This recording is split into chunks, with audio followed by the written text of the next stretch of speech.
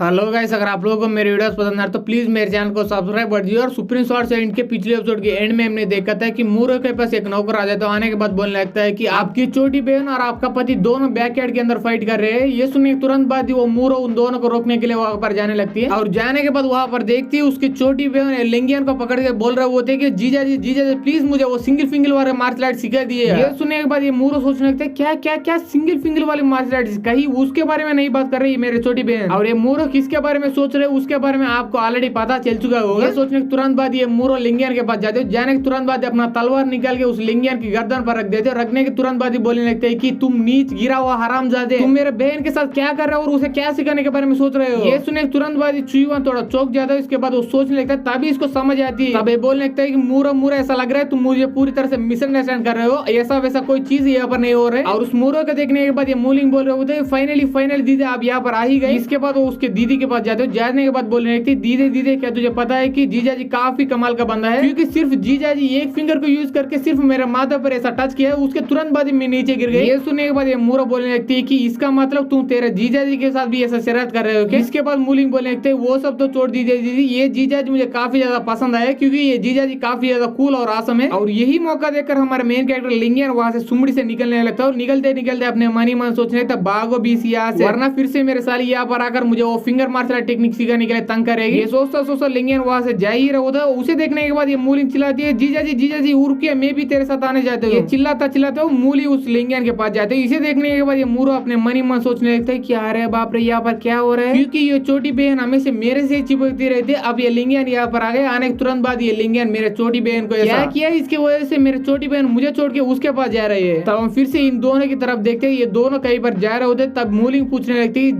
जीजा आपने मेरे बहन के साथ क्यों शादी किया। ये सुनने के बाद लिंगियन बोलने लगता है मेरे साली तुमने काफी बढ़िया क्वेश्चन पूछा, क्योंकि उसी क्वेश्चन का आंसर ढूंढने के लिए मैं यहाँ पर आ चुका हूँ और तेरे बहन के साथ शादी कर चुका हूँ। और तभी पेशेंट शिफ्ट होता है दो बंदे की तरफ। वो दोनों ये घर के रूफ टॉप के ऊपर फाइट कर रहे जा रहे होते। और तभी वही भी हमारा लिंगियन आ जाता है। और आने के बाद बोलने लगता है कि ओहो ये तो वही बंदा है कोल्ड ब्लडेड स्वॉर्ड्समैन शीशेंग। अरे यार क्या ये बंदा हमेशा फाइट करने बिना नहीं रह सकता है क्या। और तभी हम ही उसी शीशेंग की तरफ देखते हैं। उसको काफी ज्यादा चोट लग चुकी होती है, उसका हालत काफी ज्यादा खराब हो चुकी होती है। तब हमें बताया जाता है कि शीशेंग पहले ईगल स्टेज की तीसरे लेवल पर था, अभी तीसरे लेवल के एकदम पीक पर पहुंच चुका है। और इसे देखने के बाद लिंगियन अपने मन सोचने लगता है अगर शीशेंग का हालत इतना खराब हो चुका है तो इसका मतलब वो किसी स्ट्रांग बंदे के साथ फाइट कर रहा होगा। पर वो बंदा कौन है। अभी हम शीशेंग फाइट करने वाले बंदे की तरफ देखते वो और कोई नहीं बल्कि ली मिंग होता है। और बोलने लगता है कि तुम नल्ले साले का क्या, तुम और तुम्हारा शॉर्ट सेल यानी वो स्नो स्टॉर्म शॉर्ट सेल दोनों बेकार है। मुझे यकीन नहीं हो रहा है कि उस जैसे बेकार शॉर्ट सेल को अभी भी कोई बंदा यूज कर रहा है। ये सुने वो शीशेंग बोलने लगता है कि ये सारे बकवास के लिए अब मेरे पास समय बिल्कुल भी नहीं है। तुमने पहले ये प्रॉमिस किया है कि अगर तेरे 3 मूव्स को मैं संभाल पाऊंगा उसके बाद वो आइस जेंसिंग को मुझे दे दोगे, तो इसीलिए मैंने तुम्हारे 3 मूव्स को संभाल लिए, तो इसीलिए लाभा वाला वो आइस जेंसिंग मुझे दे दे। ये सुनने के बाद वो लिमिंग बोलने लगता है तुम बुद्धू साले का क्या, ऐसा लग रहा है तुम वो बेकार शॉर्ट सेल के साथ बेकार ब्रेन भी यूज कर रहे हो, क्योंकि मैंने तुमसे झूठ बोला और तुम झूठ को बिल्कुल ही समझ नहीं पाए, क्योंकि वो आइस जेंसिंग मेरे पास है ही नहीं तुम्हें देने के लिए। ये सुने वो शीशेंग का पूरा दुनिया इसका वजह से वो चिल्लाने लगता है क्या तुमने झूठ बोला, इसका मतलब तुमने झूठ बोला सच में। ये बोल के अटैक करने के लिए उसके तरफ काफी तेजी से बढ़ने लगता है। और उसको पहले ही काफी ज्यादा चोट लग चुके होते हैं, तो इसीलिए वो अटैक करने से पहले उसके मुंह के अंदर से खून आने लगता है और वो वहीं पर नीचे गिर जाता है। और इसे देखने के बाद वो लीमिंग बंदा बोल रहा हो तो ओहो तुम्हें इतना ज्यादा इंजुरीज लग चुका है, फिर भी मुझे मारने के लिए मेरे तरफ इतना तेजी से आ रहे हो। मारना पड़ेगा भाई, तुझे मारना ही पड़ेगा। अगर तुम्हें ऐसे ही मैं जिंदा छोड़ दिया तो आगे जाकर मुझे बदला लेने के लिए तुम मेरे पास जरूर आओगे, तो इसीलिए मैं तुझे यहीं पर जान से मार डालूंगा। ये बोल के अटैक करने के लिए उसके तरफ बढ़ी जा रहा होता है। इसे देखने के बाद वो शीशेंग अपने